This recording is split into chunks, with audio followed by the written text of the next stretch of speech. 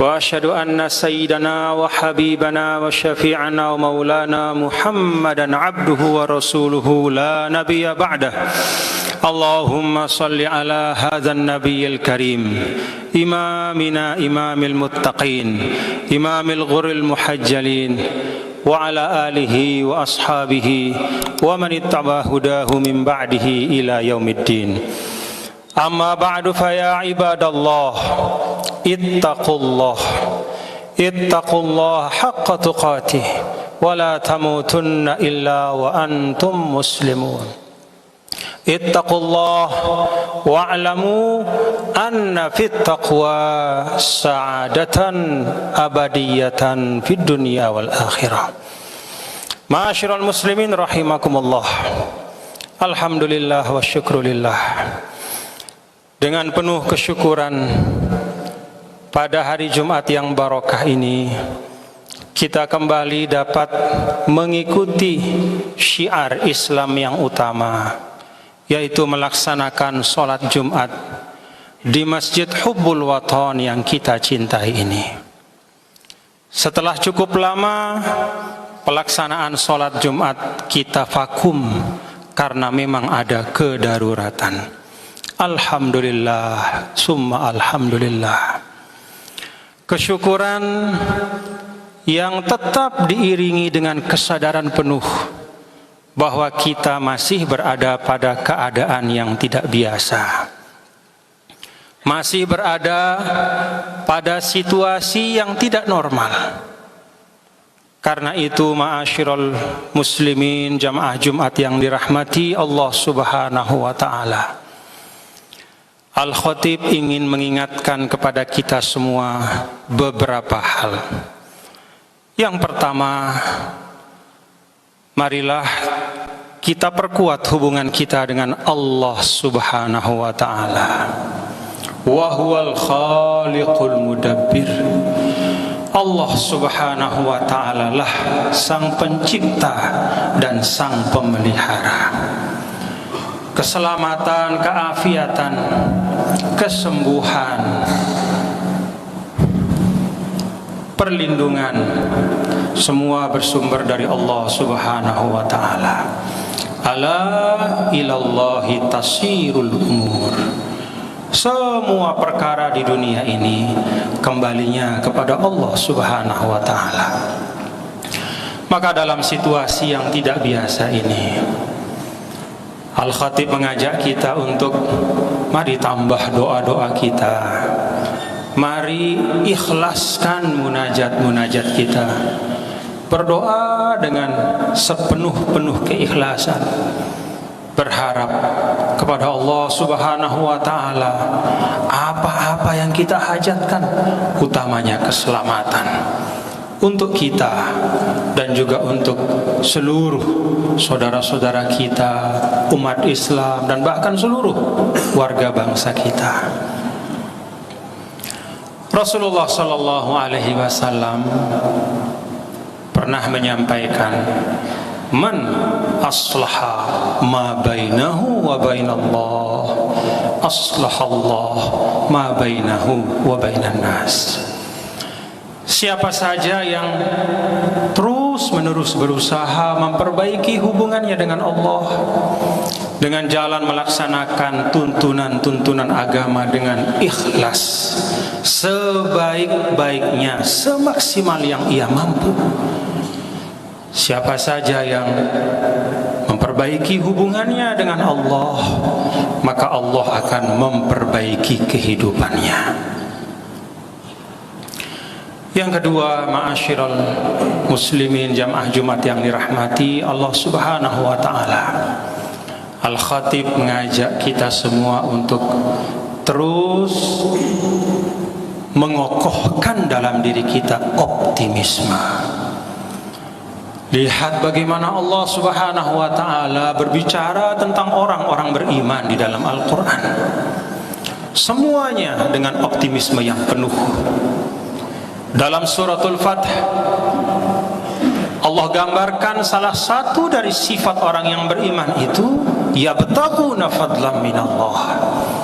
Mereka selalu berharap yang baik. Mereka selalu berharap ada karunia Allah. Maka kalaupun sekarang ini ada yang disebut dengan pandemi, kita yakin pasti ada akhirnya.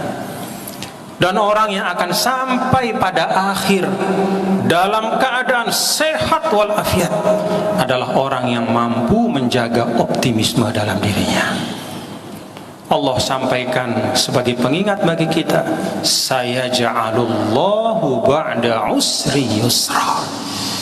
Allah akan menjadikan kemudahan setelah kesulitan.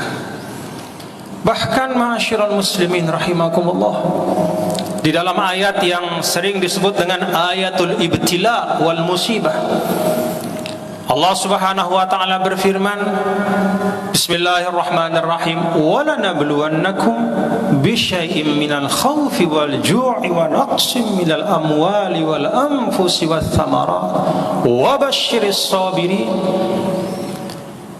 Ayat ini kalau kita perhatikan, sesungguhnya ayat yang tidak hanya berbicara tentang rentetan musibah yang bisa menimpa manusia dalam kehidupan, tapi ayat ini mengandung petunjuk kepada kita untuk selalu bersikap optimis menghadapi keadaan apapun.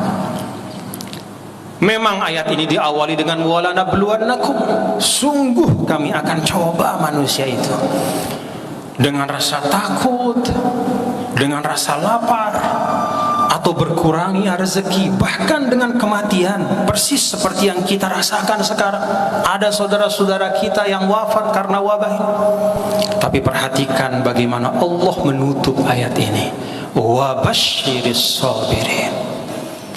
Ayat ini diawali dengan ibtila, bahwa memang ada cobaan, ada masalah dalam kehidupan, entah itu namanya penyakit, entah itu masalah ekonomi, masalah sosial, atau apapun.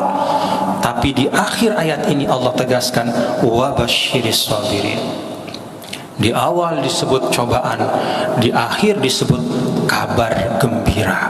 Berikanlah kabar gembira kepada mereka yang sabar. Maka ma'asyiral muslimin rahimakumullah, mari kita pelihara optimisme itu. Salah satu caranya adalah dengan memperbanyak kabar-kabar baik di antara kita, saling bertukar kabar yang baik, saling mendoakan. Mari kita kurangi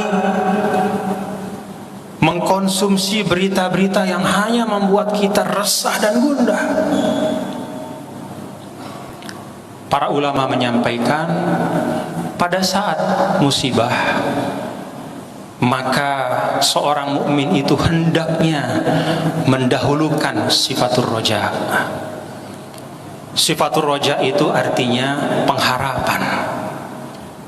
Sebaliknya, ketika kita sedang mendapatkan nikmat-nikmat, maka dahulukanlah sifatul khauf, kewaspadaan. Anda dapat nikmat, Anda merasa rezeki Anda banyak, maka waspada dan hati-hatilah. Terus-menerus muhasabah, sudahkah kewajiban-kewajiban saya terkait dengan zakat itu, dengan harta saya itu saya tunaikan? Sudahkah saya mampu mensyukuri nikmat?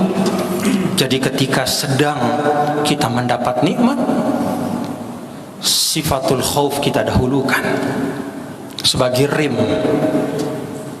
agar kita tidak lupa diri dalam kenikmatan itu, sehingga akhirnya nikmat berubah menjadi bala dan musibah. Sebaliknya, kata para ulama, pada saat ada musibah, maka kita dahulukan sifatul roja, yaitu penuh harap, optimisme. Iya, ya Allah, kami terima takdirmu, sampai hari ini musibah ini masih ada di tengah kami, tapi aku yakin ya Allah bahwa Engkau akan mengangkat musibah ini dengan kesabaran kami. Itulah sifatul roja. Yang ketiga dan terakhir, ma'asyiral muslimin rahimakumullah,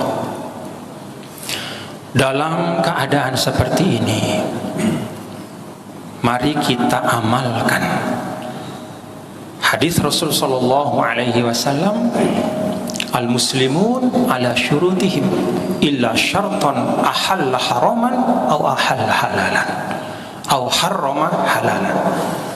Illa syartan ahalla haraman aw harrama halalan. Atau kama qala alaihi salatu wassalam. Bahwa orang-orang beriman itu terikat dengan aturan yang mereka sepakati.